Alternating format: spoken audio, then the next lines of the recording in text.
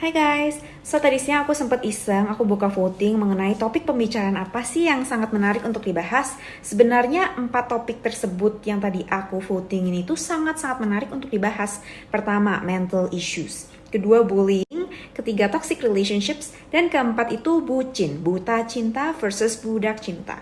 Tetapi dari 900 respons, ternyata 300 respons memilih untuk membahas mengenai toxic relationships.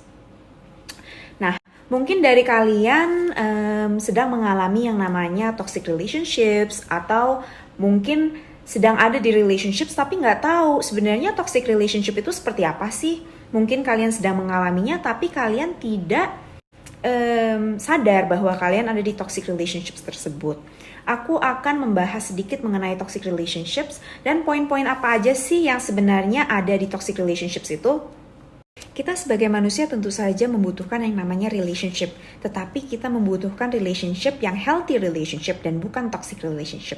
Toxic relationship itu apa sih? Toxic relationship adalah ketika hubungan atau relationship itu tidak berkembang, tidak terpelihara, dimaintain bukan berdasarkan love and connection, bukan berdasarkan cinta dan koneksi ataupun komunikasi yang baik dengan pasangan kita, tetapi berdasarkan habit atau kebiasaan, di mana kebiasaan ini kita tidak bisa pungkiri bahwa kita terbiasa dengan pasangan atau partner kita, jadi kita takut untuk leave our relationship yang toxic itu. Jadi aku mau menyebutkan beberapa poin, 10 poin penting di mana mungkin kalian secara tidak sadar ada di poin tersebut tetapi kalian tidak menyadarinya. Nah, kita bahas yuk satu persatu. Poin pertama adalah kamu bukan prioritasnya. Jadi, prioritas dia adalah pekerjaannya. Yang kedua, keluarga dan teman-temannya. Yang ketiga, games atau hobinya. Dan dia akan menaruh kamu di prioritas yang terakhir. Isn't it sucks to be in relationship with someone that not make you his or her priority? Sedangkan kita mungkin menaruh dia di posisi pertama. Sakit gak sih? Poin yang kedua, iya sih title kamu in a relationship with someone, tetapi kamu selalu merasa kesepian, kamu selalu merasa sendiri, you feel loneliness even though you are in a relationship. Buat apa kamu pacaran kalau kamu selalu merasa kesepian? Ya nggak, mendingan. Poin ketiga adalah when you keep fighting all the time over small things. Ketika kamu selalu bertengkar atau berantem dengan hal-hal kecil dan kamu yang selalu mengalah. Bukankah lelah atau capek banget rasanya mengalah terus-menerus? Poin keempat adalah ketika pasangan kamu atau pacar kamu aktif in social media, tetapi kamu nggak ada di social medianya, kamu tidak dipublikasikan di social media bahwa kamu itu pacarnya dia atau pasangannya dia. Nah loh, apa itu artinya? Poin kelima menurut aku poin paling toksik karena hidup kamu dikontrol sama pasangan kamu. Kamu nggak boleh terlalu gendut, nggak boleh terlalu kurus, nggak boleh pergi ke sana, nggak boleh pergi ke sini, nggak boleh pergi main sama A, B, C, D. Hidup kamu bagaikan robot ataupun boneka. Kamu mau jadi robot atau boneka? Aku sih nggak mau.